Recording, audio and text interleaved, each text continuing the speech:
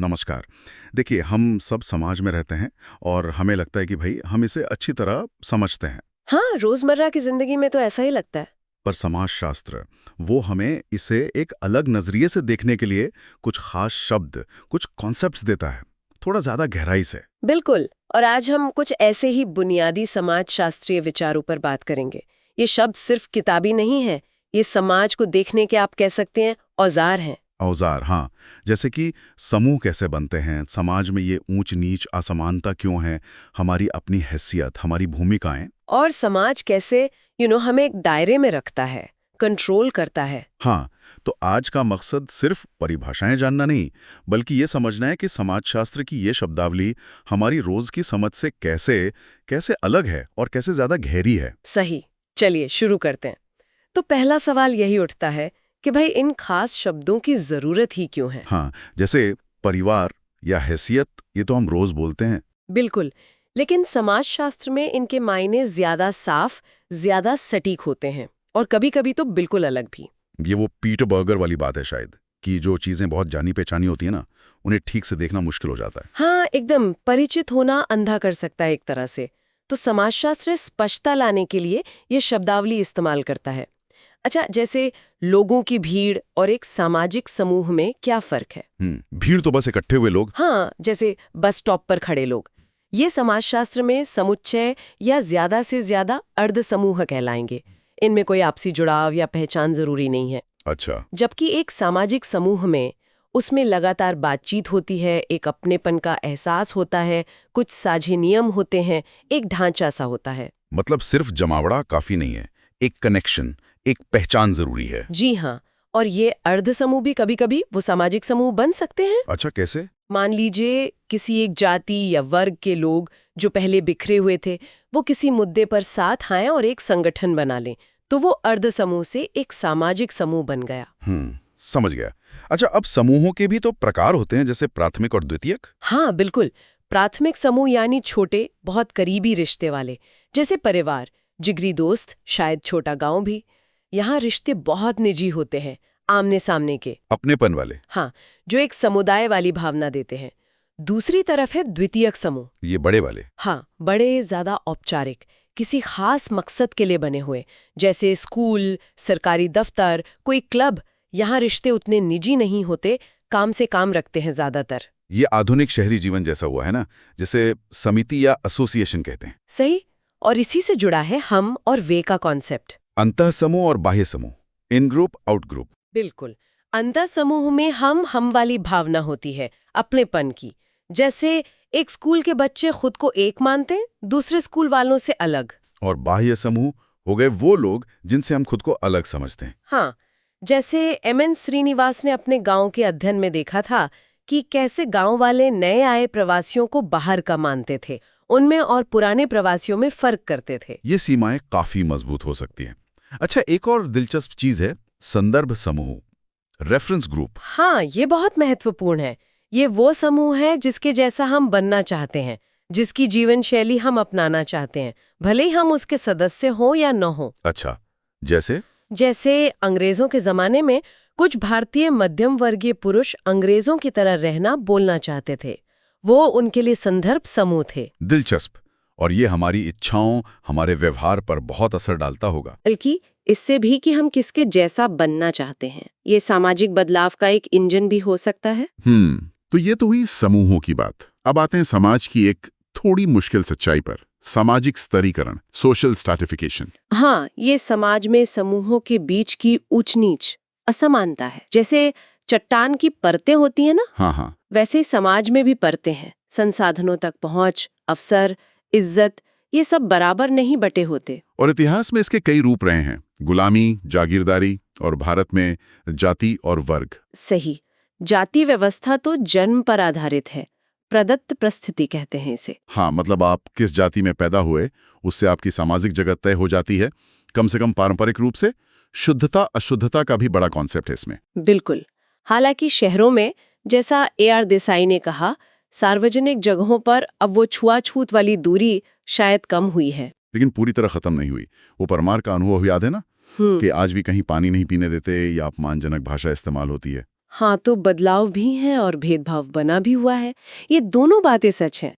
लोकतंत्र ने अधिकार दिए हैं, लोग दावा भी कर रहे हैं, पर सामाजिक सोच बदलने में वक्त लगता है। अच्छा, और वर्ग, क्लास, वो जाति से कैसे अलग है?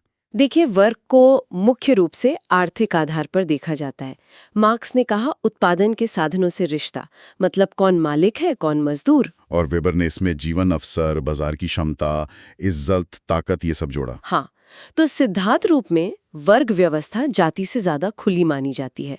आप अपनी मेहनत से, अपनी काबिलियत से अपना वर्ग बदल सकते हैं, ऐसा कहा जाता है। पर क्या वाकई ऐसा होता है? मतलब पूरी तरह? पूरी तरह तो नहीं, मौके बराबर नहीं मिलते सबको। गतिशीलता है पर सीमित है। वैसे कुछ प्रकार्यवादी विचारक ये भी मानते हैं कि ये स्तरीकरण जरूरी है। जरूरी क्यों? उनका तर्क है कि समाज को अच्छे से चलाने के लिए ये जरूरी है कि सबसे काबिल लोग सबसे महत्वपूर्ण पदों पर पहुंचे। और स्तरीकरण मतलब अलग-अलग पद के लिए अलग-अलग इनाम लोगों को मेहनत करने के लिए प्रेरित करता है। ये एक अलग नजरिया है। अच्छा, ये स्तरीकरण हमारी परिस्थिति यानी स्टेटस से जुड़ा है? बिल्कुल, परिस्थिति यानी समाज में आपका स्थान या पद, जैसे माँ, छात्र, डॉक्टर, दुकानदार, ये सब परिस्थितियां हैं। और ये भी दो तरह की होती हैं, प्रदत्त और अर्जित, अस्क्राइब्ड और अचीव्ड। हाँ, प्रदत्त वो जो जन्म से मिली, उम्र, लिंग, जाति। अर्जित वो जो हमने अपनी कोशिशों से हासिल की, शिक्षा, व्यवसाय, शादी करके पति या पत्नी बनना। और एक ही व्यक्ति की कई परिस्थितियां होती हैं। हाँ, इसे परिस्थिति समुच्चय यानी स्टेटस सेट कहते हैं।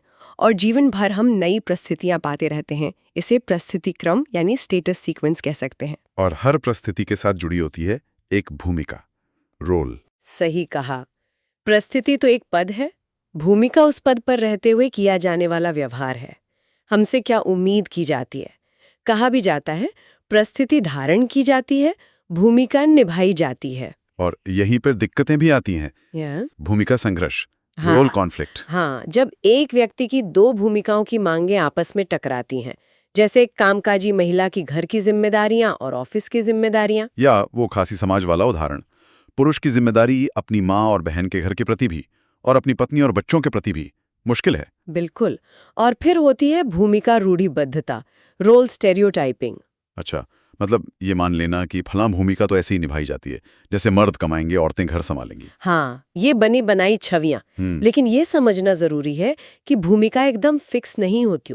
लोग इन्हें निभाते हुए अपने तरीके से इन्हें बदलते भी हैं। सही बात है। अच्छा, अब मान लीजिए कोई इन भूमिकाओं या समाज के नियमों से हट कर चले, तो समाज क्या करता है? तब आता है सामाजिक नियंत्रण, सोशल कंट्रोल।